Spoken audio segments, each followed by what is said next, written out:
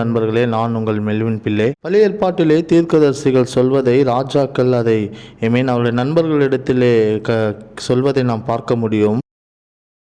இந்த மனிதன் எதையும் நன்றையாய் தீர்க்கதரிசனம் சொல்வதை நான் பார்க்க முடியவில்லை என்று சொல்வார்கள். இயேசு கிறிஸ்துவின் செய்தியோ ஒரு நல்ல செய்தி, நல்ல மருந்தா இருக்கிறது. இயேசு கிறிஸ்துவின் நற்செய்தியோ நமக்கு பலனையும் நமக்கு நம்பிக்கையும் திடனையும் கொடுக்கிறது. நம்முடைய வியாதிகளை குணமாக்குகிற ஒரு நற்செய்தி இயேசுவின் வார்த்தைகள் நம்மை பாவத்திற்கும் நம்மை நிர்மூலமாக்க விரும்புகிற ராஜாவுக்குள் நமக்கு விலக்கி பாதுகாக்கிறது. நான் இன்றைக்கு தேவ வார்த்தையிலிருந்து உங்கள் மத்தியில் பகிர்ந்து கொள்ள விரும்புகிற ஒரு நல்ல செய்தி உங்களுக்கு நன்மையும் செழிப்பையும் ஆசீர்வாதத்தையும் கொடுக்கிற ஒரு காரியத்தை உலகத்திலே பூமியிலே சொல்வதை பார்க்கிலும் அதிக நிச்சயமான நித்திய ஜீவனை குறித்து சொல்ல நான் வாஞ்சிக்கிறேன். நித்திய ஜீவன். நான் வேதத்தை அதிகமாக விரும்புகிறேன். ஏனென்று சொன்னால் சரித்திரங்கள் அல்லது நான் வேதத்தை படிக்கும் பொழுது அநேக காரியங்களை எனக்கு அதை காண்பித்து வெளிப்படுத்துகிறபடியால் நான் மீண்டும் அதை வாசிக்கிறேன். நான் ஒரு வசனத்தை 6 மாத அளவில் தியானிப்பேன். 8 மாதத்திற்கும் படிப்பேன். நாளடைய நான் அதை படித்து கொண்டே இருப்பேன். நாம் அதை தியானித்து கொண்டு இருக்கும் பொழுது அதற்குரிய ரகசியங்களை நான் தெரிந்து கொள்ளும் பொழுது அதை நான் அன்பாய் பெற்றுக்கொள்வேன். நான் ஆச்சரியப்பட்டதும் நான் பார்த்ததுமான அநேக பதில்களை இந்த வேதம் எனக்கு கொடுத்தது. அநேக கேள்விகளுக்கு பதிலை கொடுத்தது.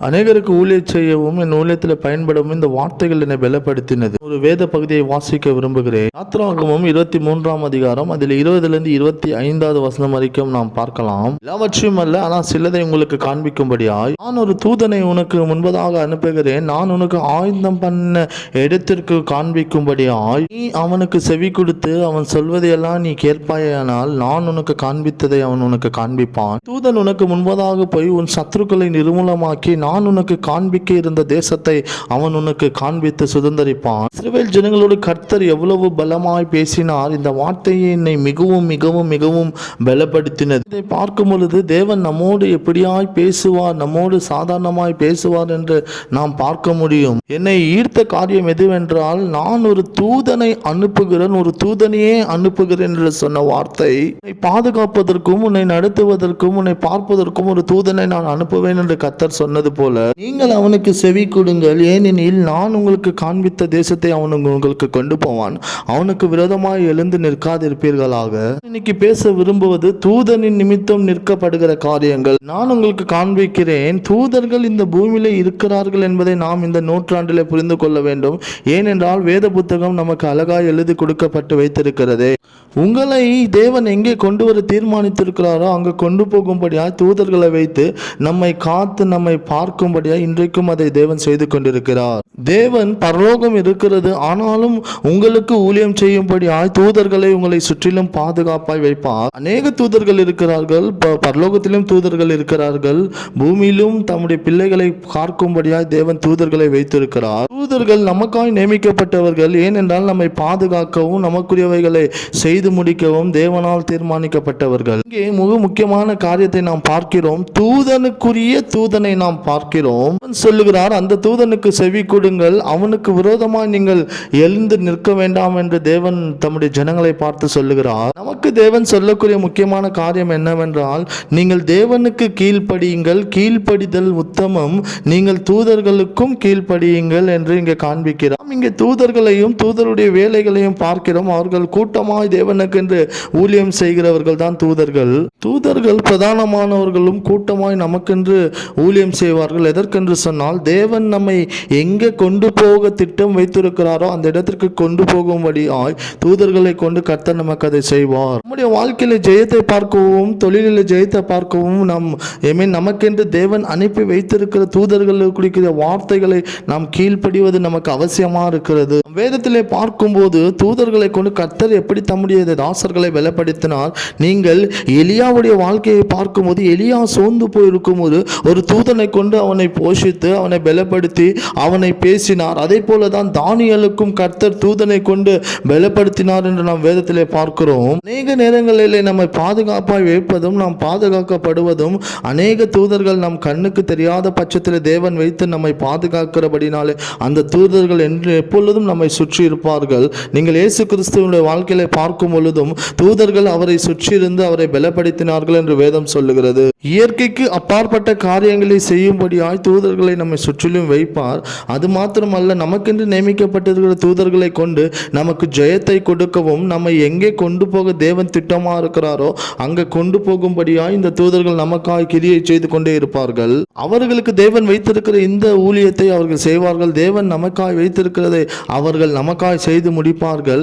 ஏனென்றால் அவர்கள் நம்மை பாதுகாத்து நமக்கு விரோதமாக சத்துருக்களை எதிர்த்து நிற்கிறவர்கள், வேலை செய்கிற ஊழியர்கள் தான் இந்த தூதர்கள். ஏன் இஸ்ரவேல் ஜனங்களை பார்த்து கர்த்தர் சொன்னார், இந்த தூதனுக்கு கீழ்ப்படியுங்கள் என்று?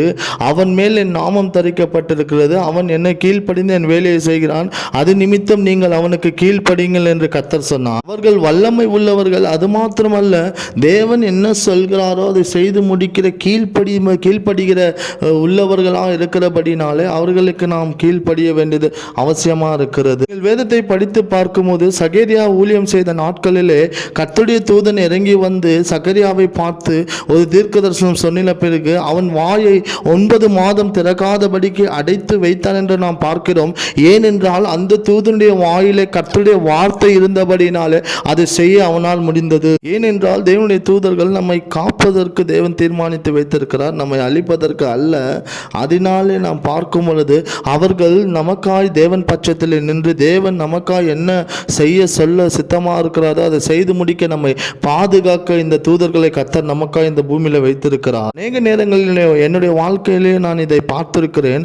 அநேக நேரம் நான் பாதுகாக்கப்பட்டிருப்பேன். அநேக நேரம் நான் ஜெயத்தை பெற்று கொண்டிருப்பேன். இது எப்படி என்று சொன்னால், எனக்கென்று தேவன் நியமித்து வைத்திருக்கிற தூதன் என்னோடு இருந்து செய்யும்படியால் நான் இதை செய்து முடிப்பேன். அற்புதமாய் ஊழியம் செய்ய இந்தியாவிலே நான் சில நாட்களுக்கு முன்பதாக ஜீவித்து வந்தேன். அங்கே அநேக ஊழியங்களை கர்த்தர் செய்தார். பேய்கள் ஓடுவதும் பிசாசுகள் ஓடுவதும் அற்புதங்களை செய்கிற ஊழியத்தை நான் செய்து வந்தேன். ஒரு மனுஷனுடைய வாழ்க்கையில எல்லாம் தவறாய் நடந்து கொண்டிருந்தது. வேதத்திலே பார்க்கும் பொழுது அவன் பிசாசு பிடித்த மனுஷனாக இருந்தான். அவனுடைய வாழ்க்கையில எல்லாமே தீமையாய் நடந்து கொண்டிருந்தது. அப்பொழுது இயேசு அவனை பார்த்து சொன்ன வார்த்தை, ஜெபித்து அந்த பேயின் பிசாசியம் இயேசு துரத்தினார். அப்பொழுது தூதர்கள் அவருக்கு பணிவிடை செய்தார்கள். நான் வாலிபனாக இருந்த நாட்களில் ஊழியம் செய்த போது நான் பிசாசுகளை தொருத்தும்படி இயேசுவின் நாமத்திலே போங்கள் என்று தொருத்தின நாட்கள் நான் அப்படி செய்ய முடியாது போனதினாலே.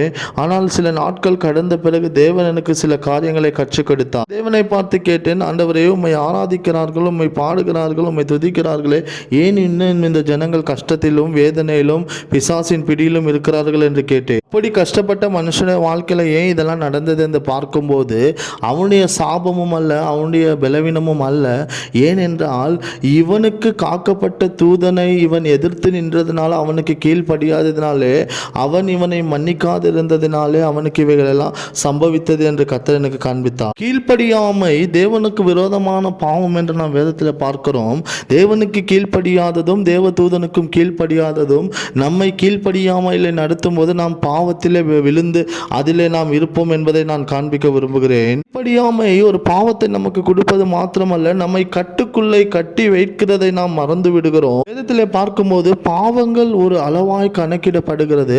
ஆனாலும் இயேசு சொல்லுகிறார், பிலாத்தின் இடத்தில் வந்தபோது பிலாத்தே இவர்கள் என்னை உன் கையில் ஒப்புக் கொடுக்கிறார்கள் என்று சொல்லும் போது இந்த பாவம் அவர்களை சேரும், அவருடைய தலைமுறைகளை சேரும் என்று இயேசு சொன்னார். கீழ்ப்படியாமை நம்மை பாவத்திற்கு நடத்துகிறது மாத்திரமல்ல, நாம் மன்னிக்கப்படாதபடிக்கு அது நம்மை பலவீனப்படுத்தி கொண்டே இருக்கும். நாம் கீழ்ப்படியாமையாய் ஜீவிக்கும் பொழுது நமக்கென்று வைக்கப்பட்டிருக்கிற தூதன் நம்மை விட்டு சற்றாய் நம்மை விட்டு விலகி போய்விடுவார் என்று நாம் வேதத்திலே பார்க்கிறோம். கேட்டபோது என்னுடைய உள்ளம் உடைக்கப்பட்டது. நான் அதிக வேதனையோடு இதை கவனித்து பார்த்தேன். ஒரு ஸ்திரீ என்னிடத்தில் வந்தார்கள். அவர்கள் நன்றாய் ஜெபிக்கக்கூடியவர்கள், நன்றாய் அநேகருக்கு ஜெபித்து வல்லமையாய் ஊழியம் செய்யக்கூடிய ஒரு ஸ்திரீ என்னிடத்தில் வந்து என்னிடத்தில் பேசின போது, ஸ்திரீ அற்புதமாய் ஊழியம் செய்தவர்கள் மரித்த ஒரு ஸ்திரீயை எழுப்பினதை நான் கேட்டதும் பார்த்ததுமான ஒரு ஸ்திரீ என்னிடத்தில் பேசும் பொழுது இந்த ஸ்திரீ என்னிடத்துல வந்து சொன்னது, சகோதரனே, ஆவியானவர் எனக்கு சில விஷயங்களை காண்பிக்கிறார், ஏதோ இங்கு சரியில்லை என்று அவர் என்னிடத்துல சொன்னது.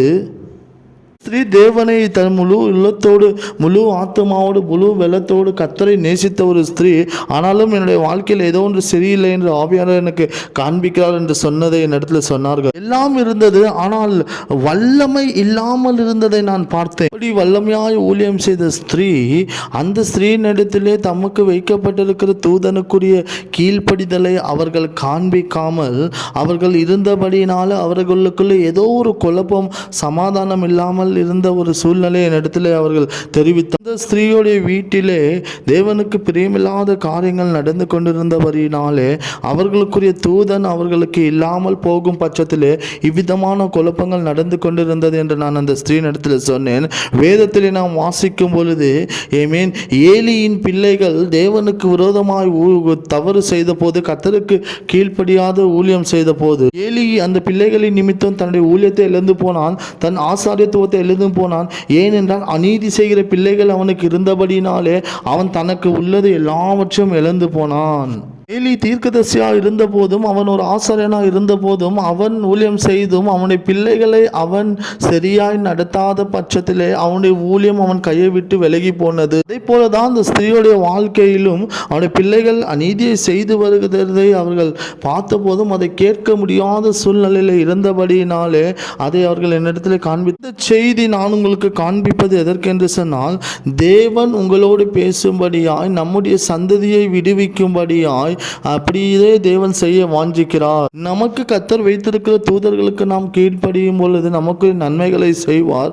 நாம் கீழ்ப்படிய மாற்றோம் என்று எதிர்த்து நிற்கும் போது நம்முடைய வாழ்க்கையில எப்பொழுதும் தோல்வியும் பலவீனமும் நம்மை சூழ்ந்து கொள்ளும். ஏனென்றால் அந்த ஸ்திரீ அந்த பிள்ளைகள் தவறு செய்வதை அவர்கள் கண்டிக்காமல் போனதினாலே, அந்த தூதனுக்கும் தேவனுக்கும் தேவ வார்த்தைக்கும் அவர்கள் கீழ்ப்படியாததினாலே அந்த தூதனுடைய நன்மை அவருடைய வாழ்க்கையிலே அவர்கள் பெற்றுக்கொள்ள முடியவில்லை. நான் அப்பொழுது அந்த ஸ்திரீக்காய் ஜெபித்த போது கர்த்தருடைய வல்லமை பலமாய் அவள் மேல் இறங்கியது. கர்த்தருடைய அபிஷேகம் அவள் மேல் இறங்கியது. அவள் உடைக்கப்பட்டால் அவளுக்குள் இருந்த எல்லா கீழ்ப்படியாமையும், அவளுடைய பிள்ளைகள் மேல் இருந்த எல்லா கீழ்ப்படியாமையும் உடைக்கப்பட்டு போனது.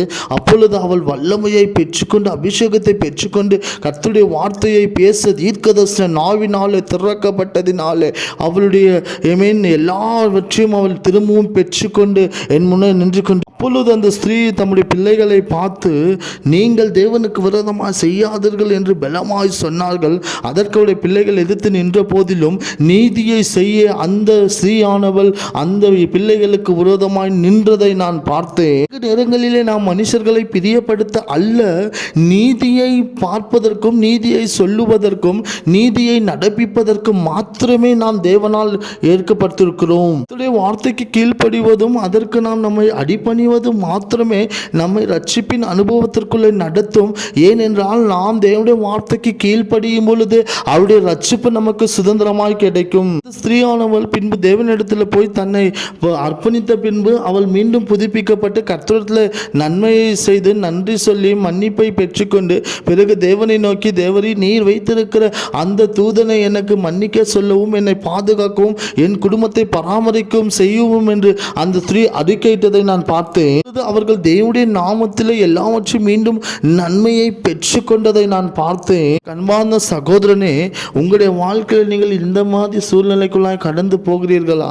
வல்லமை இல்லாமல் நாம் இருப்பது நம்மை பலவீனப்படுத்தும். ஏன் என்று சொன்னால், இந்த வல்லமை நாம் தூதனிடத்திலிருந்து வருகிற கீழ்ப்படியாமையை பெற்றுக்கொள்ளாமல் போகும் பொழுது இது நம்மை ஆட்கொள்ளாது. நீங்கள் தேவனிடத்தில் மன்னிப்பை கேட்டு நீங்கள் அந்த தூதனை உங்களுக்கு விடுவிக்கவும், உங்களோடு அவர் எப்பொழுதும் இருக்கவும் நீங்கள் தேவனை நோக்கி விண்ணப்பம் பண்ணுங்கள். நான் ஒரு ரகசியத்தை கற்றுக்கொண்டேன். அது என்னவெனில், நாம் சுதந்திரமாக இருப்பதற்கும் ஜெயமாக இருப்பதற்கும் நாம் வெற்றிகரமாய் சமாதானமாய் வாழ்வதற்கும் ஒரு காரியத்தை கற்றுக்கொண்டேன். இந்த பூமியில மாத்திரமல்ல, பரலோகத்திலும் நாம் அப்படி ஜெயமாய் வாழ்வதற்கு நமக்கு நியமிக்கப்பட்டிருக்கிற தூதர்களுக்கு நம்மை கீழ்ப்படிய தேவனிடத்தில் நாம் பணிந்து கேட்க வேண்டும். நமக்கு இந்த பூமியிலே ஆசீர்வாதம் தேவை.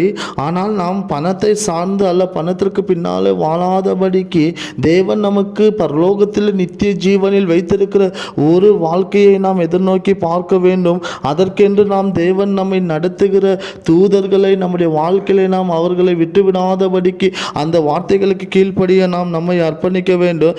ஏனென்று சொன்னால் தேவன் சொல்லுகிற வார்த்தையை இந்த தூதர்கள் நமக்கு சொல்லுவதினாலே அவர்களுக்கு நாம் கீழ்ப்படியும் போது அதை நாம் பெற்றுக்கொள்வோம். ஏனென்றால் பணத்தை பின்தொடர்ந்து போவது நமக்கு தோல்வியை கொண்டு வரும். அது மாத்திரம் அல்ல, பணத்திற்கு பின்னால் போனவர்கள் தோற்று போனார்கள் என்று நாம் அநேக இடங்களில் பார்க்கிறோம். எப்பொழுது நாம் தேவனுக்கு பின்னால் நம்மை பின்தொடர்ந்து போவோமோ அப்பொழுது நாம் ஜெயத்தை பெற்றுக்கொள்வோம். நான் உங்களுக்கு ஒரு நற்செய்தியை கொண்டு வருகிறேன்.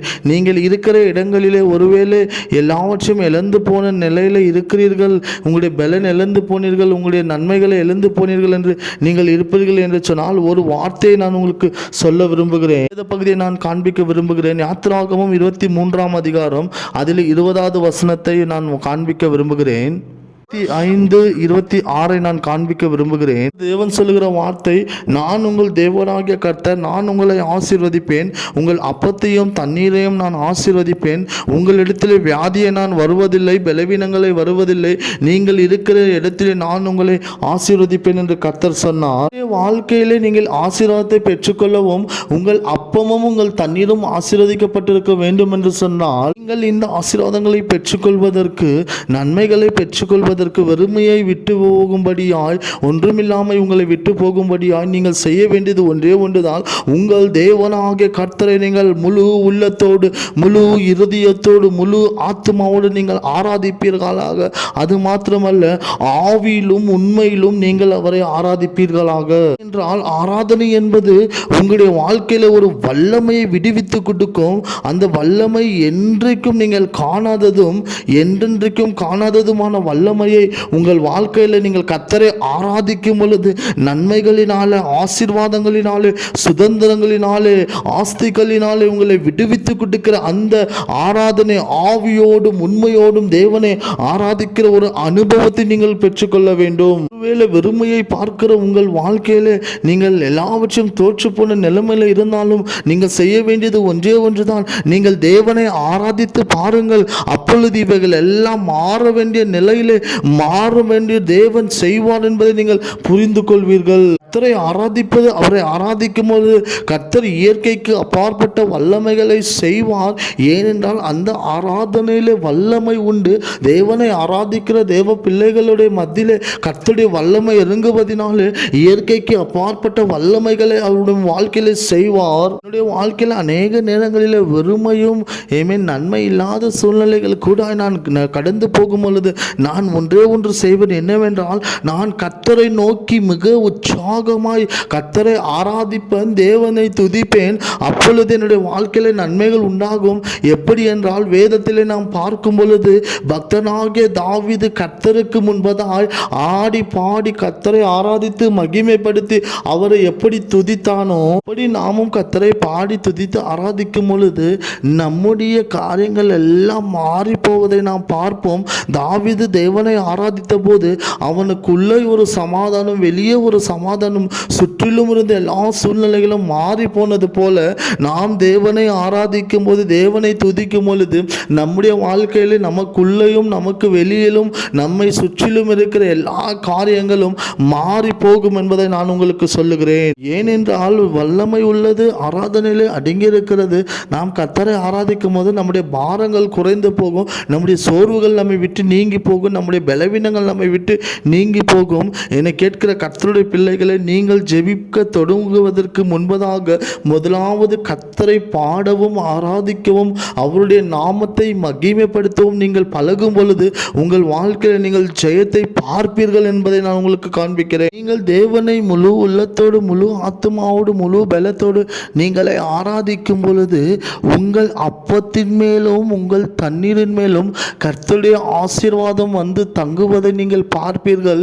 ஏனென்றால் நாம் முழு பலத்தோடு நம்பிக்கையோடு தேவனை நோக்கி பார்க்கும்போது, அவரை துதிக்கும் போது, அவருடைய நாமத்தை உயர்த்தும் பொழுது, அவர் நம் நடுவிலே வருகிறதை நாம் மறந்து போகக்கூடாது. உங்கள் வாழ்க்கையிலே நன்மையை நடக்கும், உங்கள் தொழிலிலே நன்மைகளும், நீங்கள் தேவனை ஆராதிக்கும் போது உங்கள் குடும்பத்திலே ஒரு சமாதானம், உங்கள் சுற்றிலும் ஒரு சமாதானம், ஒரு ஜெயத்தை தேவன் உங்கள் வாழ்க்கையில கட்டளையிடுவார் என்பதை நாம் மறந்துவிடக்கூடாது. தேவனை முழு உள்ளத்தோடு முழு ஆத்மாவோடு நீங்கள் ஆராதிக்கும் பொழுது, அவரை பார்த்து நோக்கி நீங்கள் கூப்பிடும் பொழுது, நீங்கள் ஆவியிலும் உண்மையிலும் கர்த்தரை துதிக்கும் பொழுது, அவருடைய ஆசீர்வாதம் உங்களுடைய வாழ்க்கையில வரும், நன்மைகள் உங்களுடைய வாழ்க்கையில வரும், ஒரு வல்லமையை நீங்கள் பெற்றுக்கொள்வீர்கள், நீங்கள் நிச்சயமாய் ஆசீர்வதிக்கப்படுவீர்கள். நான் மெல்வின் உங்களை என்கரேஜ் பண்ணுகிறேன், நான் உங்களை உற்சாகப்படுத்துகிறேன். என்னவென்றால், நீங்கள் ஆவியிலே கர்த்தரை ஆராதிக்கும் போது, தேவனை துதிக்கும் பொழுது நீங்கள் ஜெயத்தை பெற்றுக்கொள்வீர்கள் என்று நான் உங்களுக்கு நிச்சயமாய் சொல்லுகிறேன். இந்த நற்செய்தியை நான் உங்களுக்கு அறிவிக்கிறேன். எனக்கு அன்பான சகோதரனே, நீ கர்த்தரை ஆராதிக்கும் போது, அன்பான சகோதரியே, நீ தேவனை ஆராதிக்கும் போது நன்மைகளை தேவன் உன்னுடைய வாழ்க்கையில செய்வார் என்பதை நீ மறந்து விடாதே. நீங்கள் அப்படி முழு உள்ளத்தோடு முழு ஆத்மாவோடு கர்த்தரை ஆராதிக்கும் பொழுது, அவரை துதிக்கும் பொழுது, கர்த்தருடைய மகிமை உங்கள் வாழ்க்கையில வரும். நீங்கள் தேவ மகிமையை காண்பீர்கள். தேவ பிள்ளைகள் எங்கெல்லாம் வேதத்திலே கர்த்தரை ஆராதித்தார்களோ, அவர்கள் மத்தியிலே கர்த்தருடைய மகிமை இறங்கி வந்ததும், கர்த்தருடைய அபிஷேகம் இறங்கி வந்ததும் அவர்கள் ஆசீர்வதிக்கப்பட்டார்கள். அவர்களோடு தேவ மகிமை இருந்தது, அவர்களோடு தேவ பிரசன்னம் இருந்தது, அவர்களோடு தேவன் இருந்தார். அதை போலதான் நம்முடைய வாழ்க்கையிலே நாம் கர்த்தரை ஆராதிக்க துதிக்க எந்த சூழ்நிலையிலும் மறந்து போய்விடக்கூடாது. எனக்கு அன்பான சகோதரனே, இன்றைக்கு ஒரு நற்செய்தியை நான் உங்களுக்கு கொண்டு வருகிறேன். அது என்னவெனில், உங்கள் தேவனாகிய கர்த்தரை முழு உள்ளத்தோடு முழு ஆத்மாவோடு முழு பலத்தோடு நீங்கள் தொழுது கொள்ள வேண்டும். அது மாத்திரமல்ல, ஆவியிலும் உங்களுடைய ஆத்மாவிலும் நீங்கள் கர்த்தரை ஆராதிக்கும் பொழுது நிச்சயமாய் தேவன் உங்களுக்கு ஜெயத்தை கொடுப்பார். அவருடைய மகிமை உங்களுடைய வாழ்க்கையில இறங்கி வரும். நீங்கள் தோல்வியை கண்ட நாட்களுக்கு பதிலாக ஜெயத்தை தேவன் தருவார். நீங்கள் கர்த்தரை துதித்து கொண்டிருக்கும் போது, கர்த்தரை ஆராதித்து கொண்டிருக்கும் போது, அவருடைய பிரசன்னம் உங்களை சுற்றிலும் வரும். அவர் உங்களுக்கு வைத்திருக்கிற தேவ தூதர்கள் உங்கள் நடுவிலே உங்களை பாதுகாக்க கடந்து வருவார்கள். என்னை கேட்கிறதான அன்பு சகோதரனே, நீ தேவனை ஆராதிக்கும் பொழுது கர்த்தருடைய மகிமை உன்னை சுற்றிலும் பிரகாசிக்க பண்ணுவாயாக. நீ ஜெபிக்க போவதற்கு முன்பதாக தேவனை துதித்து பாடிக்கொண்டேரு, அவருடைய மகிமையை பாடிக்கொண்டேரு. அப்பொழுது அவருடைய பிரசன்னம் உன் நடுவில் கடந்து வரும். அப்பொழுது உன் வாழ்க்கையில் ஒரு விடுதலை, உன் குடும்பத்தில் ஒரு சமாதானம், உன் பிள்ளைகள் நடுவில் ஒரு தெய்வீக சமாதானத்தை தேவன் கட்டளையிடுவார். அப்பொழுது நீ இந்த பூமியிலே ஆசீர்வதிக்கப்பட்டிருப்பார். ஒரு அப்பமும் உன் தண்ணீரும் என்றென்றைக்கும் ஆசீர்வதிக்கப்பட்டிருக்கும். என்னை கேட்கிற கர்த்தருடைய பிள்ளைகளே, இந்த நற்செய்தியை நான் உங்களுக்கு கொண்டு வருகிறேன். இந்த வார்த்தைகளை கொண்டு நீங்கள் மகிமையோடு கர்த்தரை ஆராதிப்பீர்களாக. மகிமையின் தேவன் தாமே உங்களை ஆசீர்வதிப்பார் என்று சொல்லி நான் உங்களை ஆசீர்வதித்து இந்த செய்தியை முடிக்கிறேன். ஆமேன்.